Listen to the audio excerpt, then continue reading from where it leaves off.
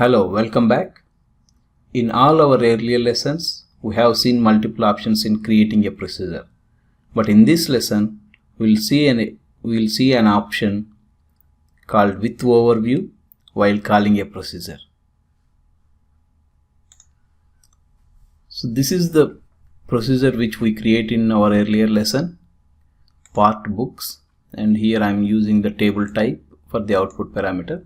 Okay, whatever it is. So this is a procedure, and if we call with the call keyword, so we get the ebooks for E, and if I use P, then it's going to give the PDF books. Okay, so along with call procedure name, if I add one more keyword with overview, let's see what happens. So this time I didn't get the result, but instead of result it is giving some temporary table where the result value is stored. So let's take the temporary table name.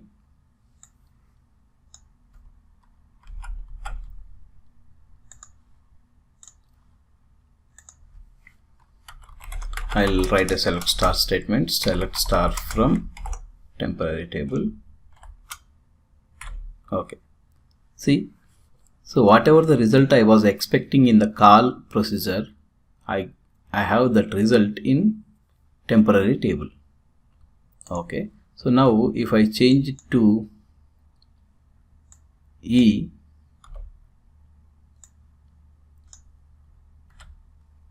then I have another temporary table, I guess.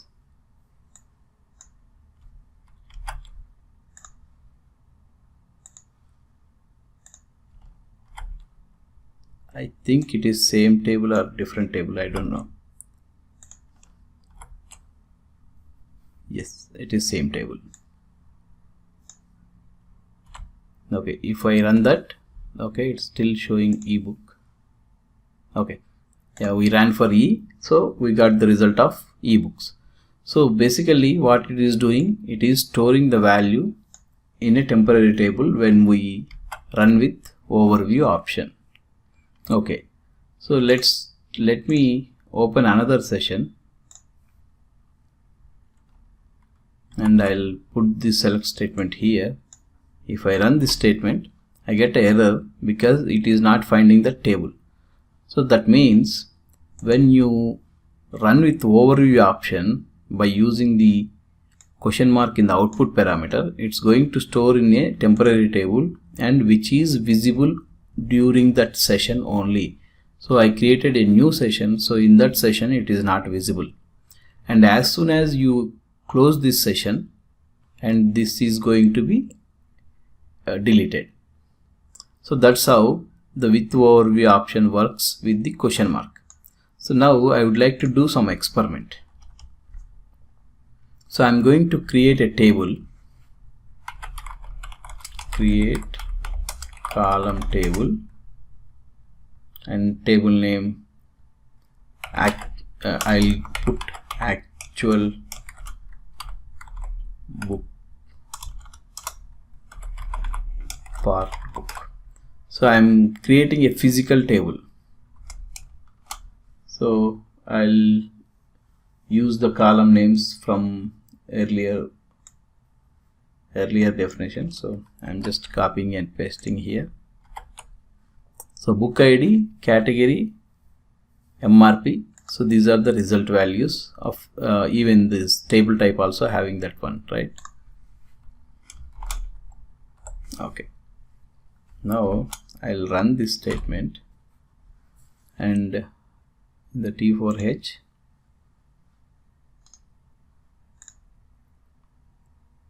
actual part book is there. Okay, so what I will do here, I will put this actual part book instead of output parameter as a question mark. I am requesting system to keep the result in my actual table with overview option. Okay, now let's see. This time the temporary table is not a dynamically generated on the fly. It's not generated on the fly. So it's created it's inserted the result into this table, the table which we created. Okay, let's run another select statement.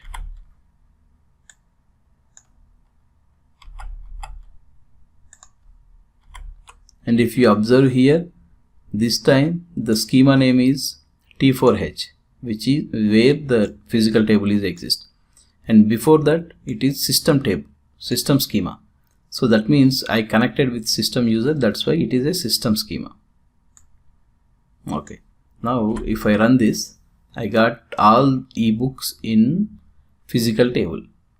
Okay, so now what I'll do, I'll copy that and paste in a different session. So even in a different session I can see the data. So that means if you right click here, open content, the data is physically stored in actual column table. Okay, let's keep this window. So what I will do, I will place P. So when I run for P, it is giving the same table name. Obviously that will give same table name because we are forcing it. When I run select star, I have ebooks and printed both. Okay, P, here I use the capital P, that's why it is giving printed. So if I use small p, then it will store PDF. Okay, so if I run this, now I have ebooks, printed, PDF. Even in the physical table I have all this. So every time when you run, it is going to append the value, append the records to the table. So that's what it is happening. So if I run this statement once again, I am going to duplicate the, like, so okay, for example, if I run for blank, it's supposed to get the printed books. Okay, now if I refresh this table, so I got printed. So as many times as you run, the result is going to keep append to the physical table. So that's how you can even view this physical table data in different sessions. So if you want to persist the result of a stored procedure, I mean if you want to store the data physically in a column store table or row store table, then you can use this option with overview to store the data for long time. Okay, but in that case you have to make sure the data is going to append in each call of that procedure.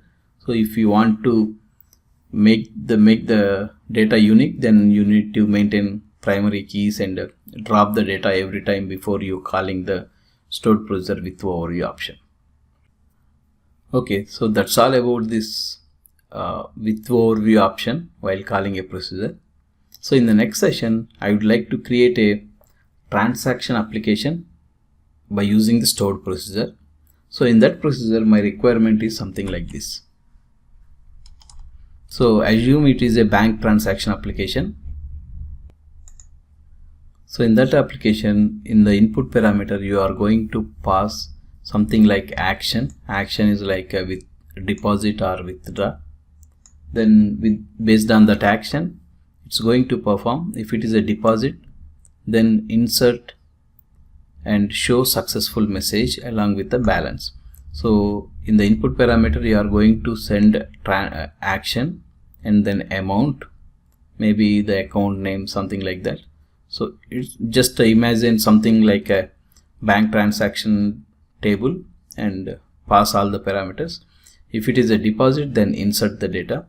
If it is a withdrawal, then the same amount need to insert with the negative minus. And every time when the transaction is successful, you need to show the successful message along with the available balance. If it is not a deposit or withdraw, then show error message. So I'll create this application in next session. You can try with your own and you can compare with my solution. Okay, see you in the next session. Until then, happy learning. Bye.